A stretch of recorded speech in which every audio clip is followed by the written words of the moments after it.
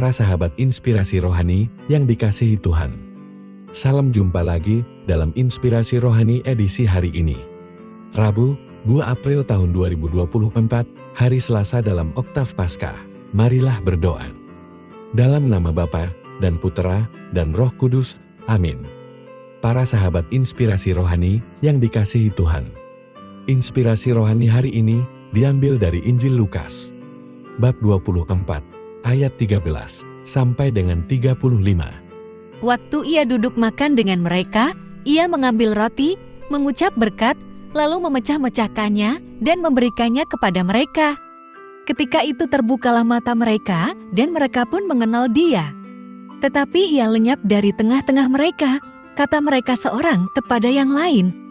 Bukankah hati kita berkobar-kobar ketika ia berbicara dengan kita di tengah jalan dan ketika ia menerangkan kitab suci kepada kita? Lalu bangunlah mereka dan terus kembali ke Yerusalem. Di situ mereka mendapati ke-11 murid itu. Mereka sedang berkumpul bersama-sama dengan teman-teman mereka.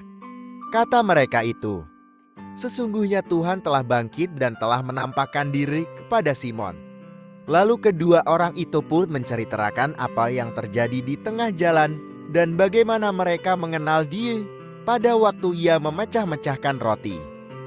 Demikianlah sabda Tuhan. Para sahabat inspirasi rohani yang dikasihi Tuhan, kebangkitan Yesus dari mati semakin mendapat peneguhan dalam pengalaman perjumpaan dua murid yang menuju Emmaus. Kubur kosong tidak menjadi bukti otentik tentang Yesus yang bangkit. Perjumpaan para murid dengan Yesus yang bangkitlah yang menjadi kesaksian bukti otentik bahwa Yesus yang disalibkan dan dimakamkan sekarang telah bangkit. Yesus yang bangkit menjumpai para murid yang sedang dalam keadaan bertanya-tanya tentang berita dari para wanita yang mengatakan batu kubur telah terangkat dan makam kosong. Para murid belum percaya dengan pemberitaan para wanita. Mereka justru menganggap omongan mereka omong kosong belaka. Para sahabat inspirasi rohani yang dikasihi Tuhan. Makam kosong tidak membuat Maria Magdalena begitu saja percaya Yesus telah bangkit. Demikian juga dengan Petrus. Makam kosong tidak membuktikan apa-apa tentang kebangkitan Yesus. Petrus justru setelah melihat makam yang kosong, pulang ke rumah dengan bertanya-tanya apa yang sebenarnya terjadi. Para murid perlu diyakinkan beberapa kali berkaitan dengan kebangkitan Yesus. Yesus yang bangkit sendirilah yang menjumpai dan menyapa mereka. Yesus yang bangkit hari ini menyertai perjalanan dua murid menuju Emmaus. Dua murid yang menuju ke Emmaus menunjukkan secara jelas bahwa memang para murid sedang dalam kondisi tercerai-berai. Mereka bubar setelah peristiwa salib. Para murid kembali pada rutinitas dan kegiatan lama mereka. Dengan kata lain, mereka kembali kepada kehidupan yang lama. Para murid belum mengalami kebangkitan, sehingga mereka seperti kehilangan harapan akan masa depan. Para sahabat inspirasi rohani yang dikasihi Tuhan, apa yang menyadarkan mereka? Pemecahan roti dan ucapan syukur atas roti itu? Itulah momen klik dua murid atas apa yang pernah mereka alami ketika bersama dengan Yesus sebelum peristiwa salib. Saat mereka mengalami momen klik itu, mereka ingat semuanya, mata mereka terbuka, hati mereka berdebar-debar, jiwa mereka bersukacita. Seketika itu juga mereka menyadari kehadiran Yesus. Mereka juga menyadari bahwa perjalanan mereka sudah dituntun oleh Yesus yang bangkit. Mereka menjadi percaya akan berita kebangkitan Yesus karena mereka mengalami sendiri perjumpaan dengan Yesus. Momen klik menjadi saat titik balik dua murid Emmaus. Mereka yang tadinya meninggalkan Yerusalem dengan nada gusar, momen klik mengembalikan arah mereka menuju Yerusalem dengan nada penuh sukacita yang tak terlukiskan dengan kata-kata. Rasa lelah dalam perjalanan dan dimensi waktu yang sudah malam tidak mereka lihat lagi. Yesus yang bangkit membuat mereka lupa akan bahaya yang mungkin mereka hadapi dalam perjalanan. Yesus yang bangkit membuat mereka lupa bahwa mereka tidak mengerti kitab suci sebelumnya.